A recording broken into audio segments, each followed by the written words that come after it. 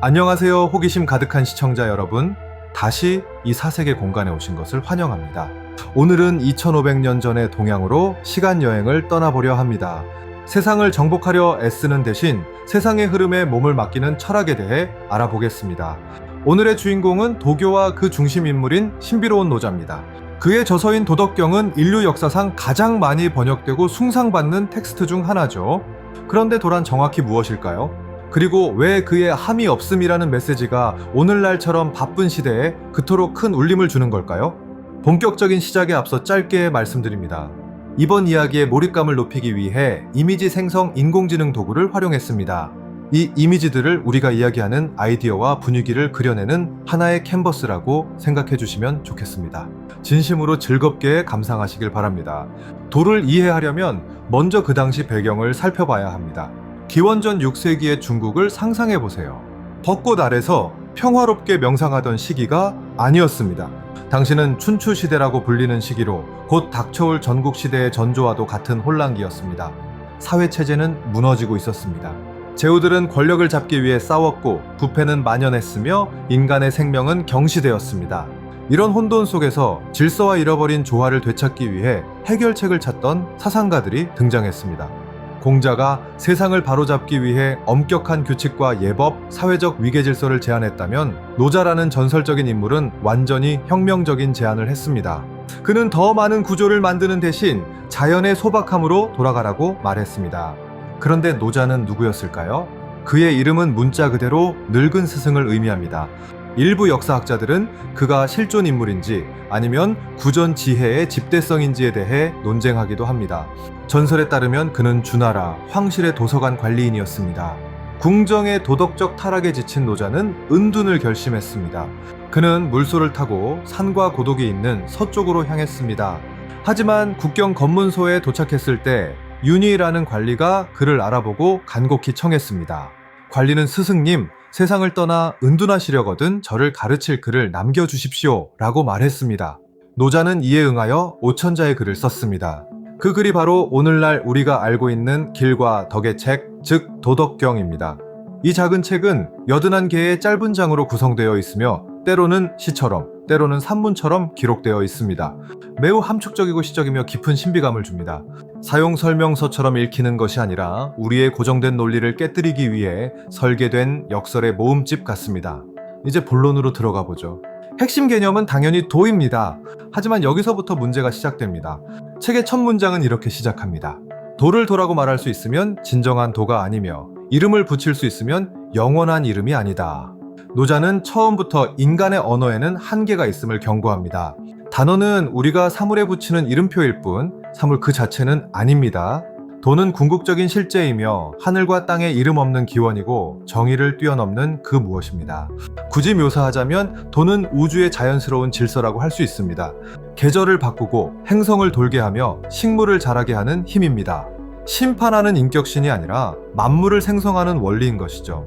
우리의 이해를 돕기 위해 노자는 비유를 사용하는데 가장 유명한 것이 물의 비유입니다. 물은 부드럽고 순응하지만 시간이 흐르면 가장 단단한 바위도 깎아냅니다. 물은 남들이 싫어하는 낮은 곳으로 향하지만 만물을 먹여 살립니다. 낮고 어둡고 부드러운 것을 선호하는 이 태도는 매우 혁신적입니다. 힘과 높음, 화려함을 가치 있게 여기는 세상에서 도교는 약해 보이는 것의 저력을 보라고 초대합니다. 진정한 강함은 유연함에 있다는 역설입니다. 잠시 생각해보세요. 딱딱하고 마른 나무는 폭풍 후에 쉽게 부러집니다. 하지만 바람에 몸을 굽히는 대나무나 버드나무는 살아남습니다. 노자는 경직됨은 죽음의 동반자이고 부드러움과 유연함은 삶의 동반자라고 말합니다. 도교의 존재론을 이해하는 또 다른 핵심 개념은 유와 무의 관계입니다. 우리는 보통 물리적으로 존재하는 것만이 가치가 있다고 생각합니다. 하지만 노자는 비어있음, 즉 점유되지 않은 공간의 유용성을 살펴보라고 합니다. 그는 말합니다. 진흙을 빚어 그릇을 만들지만 그 안이 비어있어야 그릇으로 쓸 수 있다. 집을 지을 때 문과 창문을 내지만 그 빈 공간이 있어야 사람이 살 수 있다. 있음은 형태를 주지만 없음은 쓸모를 줍니다. 이것은 우리 삶에 깊은 시사점을 줍니다. 우리는 종종 더 많은 것이 좋다고 생각하며 일정과 마음, 집을 물건으로 가득 채웁니다. 하지만 도교는 삶이 진정으로 흐르기 위해서는 빈 공간과 침묵, 그리고 멈춤이 필요하다고 조언합니다. 이제 도교에서 가장 유명한 윤리적 실천적 개념인 무위로 넘어가 보겠습니다. 직역하면 아무것도 하지 않음 혹은 애쓰지 않는 행동을 뜻합니다. 하지만 주의하세요. 서구에서 가장 오해받는 개념이기도 합니다. 이것은 게으름이나 수동성을 의미하지 않습니다. 무위는 소파에 누워 인생이 흘러가길 기다리는 것이 아닙니다. 사물의 흐름과 조화를 이루어 행동하는 예술입니다. 억지로 강요하지 않고 흐름을 거스르지 않으며 행동하는 것입니다. 강물을 거슬러 수영하는 것과 강물의 흐름을 이용해 나아가는 것의 차이입니다. 최고의 장인이나 음악가를 상상해 보세요. 그들이 절정의 기량을 발휘할 때 단계마다 무엇을 할지 고민하지 않습니다. 그저 흐를 뿐입니다. 행동이 그들을 통해 저절로 일어납니다. 그것이 바로 무위입니다. 수련을 통해 얻어진 완벽한 자발성 말입니다. 노자는 끊임없이 자연을 예로 듭니다. 식물은 자라려고 애쓰지 않고 그저 자랍니다. 태양은 빛나려고 노력하지 않습니다. 자연의 모든 것은 불안해하거나 서두르지 않고 거칠애 없이 자신의 기능을 수행합니다. 오직 인간만이 애를 씁니다. 노제에 따르면 인간의 문제는 과도한 욕심과 지능이 우리의 자발적인 본성을 방해한다는 데 있습니다. 우리는 미래를 통제하려 하고 타인을 조종하려 하며 결과를 강요합니다. 이것이 저항을 만들고 결국 고통을 낳습니다. 무위는 정치 전략이기도 합니다. 노자는 지도자들에게 가능한 한 개입을 최소화하며 통치하라고 조언합니다. 큰 나라를 다스리는 것은 작은 생선을 굽는 것과 같다고 했습니다. 즉, 너무 많이 건드리면 생선살이 다 으깨지고 만다는 뜻이죠. 도덕경이 말하는 최고의 리더는 사람들이 그의 존재를 거의 느끼지 못하는 사람입니다. 일이 마무리되고 목표가 달성되었을 때 사람들이 우리가 스스로 해냈다고 말하게 만드는 리더입니다. 강요하지 않고 힘을 실어주며 끌고 가지 않고 인도하는 리더십입니다. 이는 주인공이 되려 애쓰는 현대의 카리스마적 리더상과 강하게 대비됩니다. 노자에게 자아는 큰 장애물입니다. 성인은 자신을 가장 뒤에 세우기에 역설적으로 가장 앞에 서게 됩니다. 경쟁하지 않기에 아무도 그와 경쟁할 수 없습니다. 이제 노자가 소중히 지키라고 말한 3가지 보물에 대해 이야기해 봅시다. 첫째는 자애로움 또는 조건 없는 사랑입니다. 둘째는 검소함 또는 절제입니다. 셋째는 남보다 앞서려 하지 않는 겸손함입니다. 자애로움은 용기를 낳습니다. 검소함은 풍요를 낳습니다. 족함을 아는 자가 진짜 부자이기 때문입니다. 그리고 겸손함은 배움과 성장을 가능하게 합니다. 이 가치들은 공격성, 탐욕, 오만함에 대한 해독제입니다.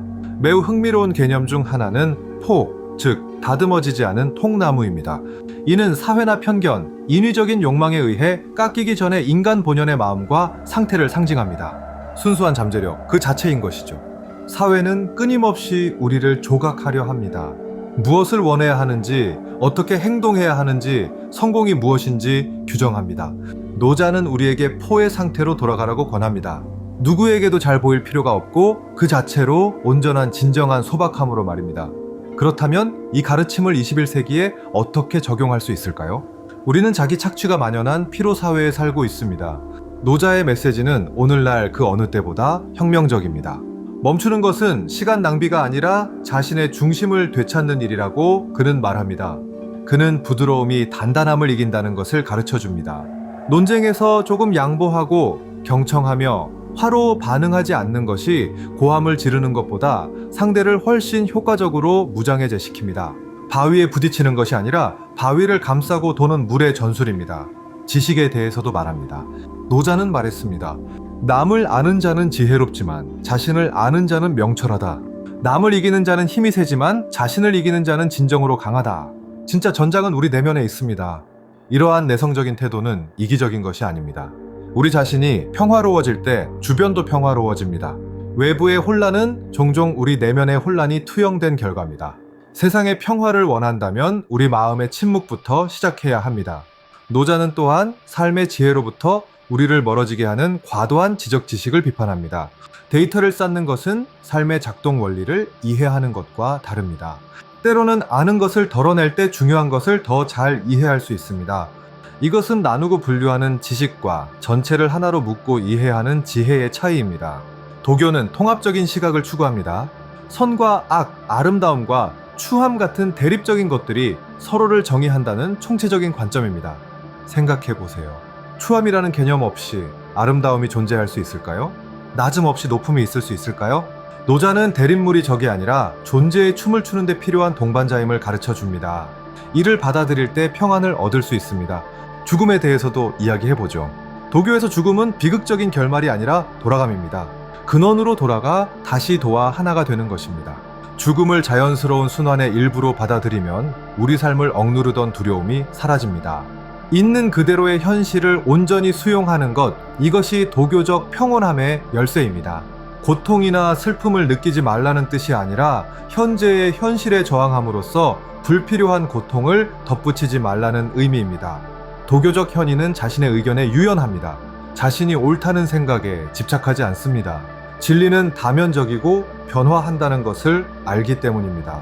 모두가 자신의 절대적인 진리를 외치는 양극화된 세상에서 이런 유연한 사고는 일종의 초능력입니다. 노자는 우리에게 계곡처럼 되라고 권합니다. 계곡은 낮고 비어있기에 모든 시냇물이 그곳으로 흘러듭니다. 수용적이고 겸손한 자세를 유지할 때 타인의 지혜와 에너지가 애쓰지 않아도 우리에게 흘러들어옵니다. 또 다른 강력한 생각은 일이 끝나면 물러나라 하는 것입니다.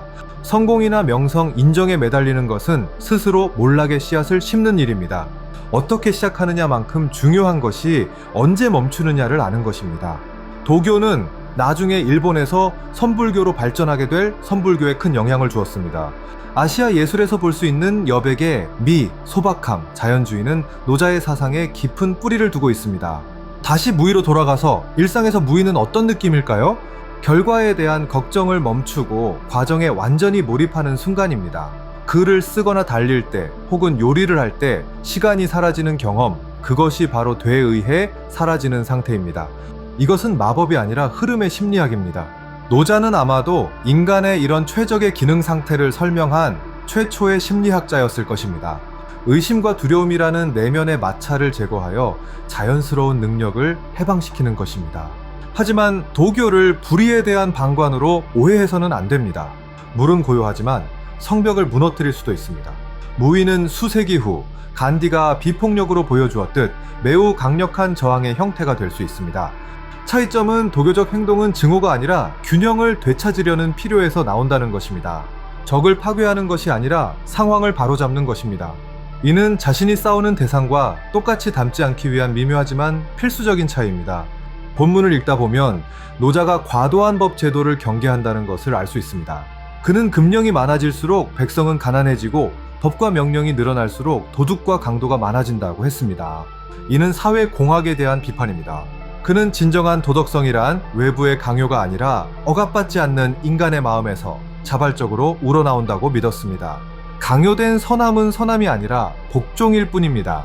끝없는 법적 계약 대신 상호 신뢰가 자리 잡은 사회를 상상해 보세요. 유토피아처럼 들리겠지만 노자는 아주 오래전 작은 공동체에서는 이것이 일상이었다고 상기시킵니다.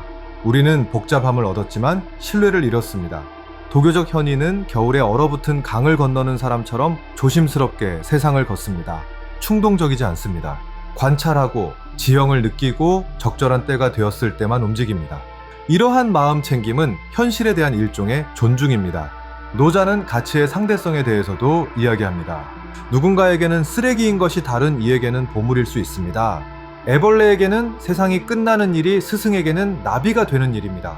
상황을 나쁘다고 판단하기 전에 관점을 바꾸라고 권합니다. 도덕경이라는 제목에서 덕은 도덕주의적인 의미보다는 본질적인 덕목, 즉 각 사물이 가진 고유한 내면의 힘을 뜻합니다. 나무의 덕은 자라는 것이고 물의 덕은 흐르는 것입니다. 덕을 닦는다는 것은 우리 개인의 삶을 우주의 거대한 도와 일치시키는 것을 의미합니다.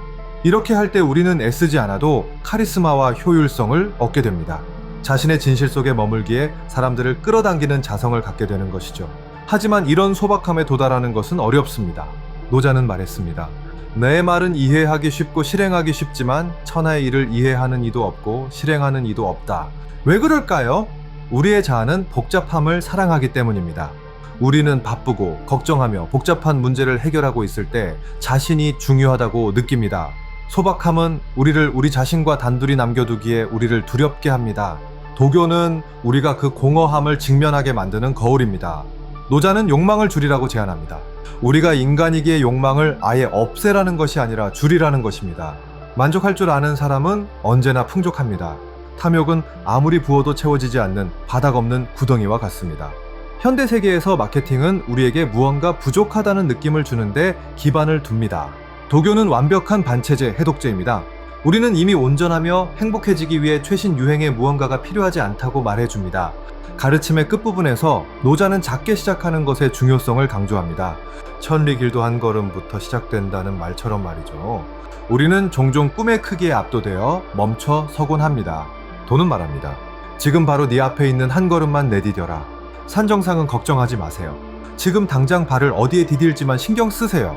이 현재에 대한 집중이 미래에 대한 불안을 없애줍니다. 미래는 한 걸음씩, 한 순간씩 저절로 지어지는 것입니다.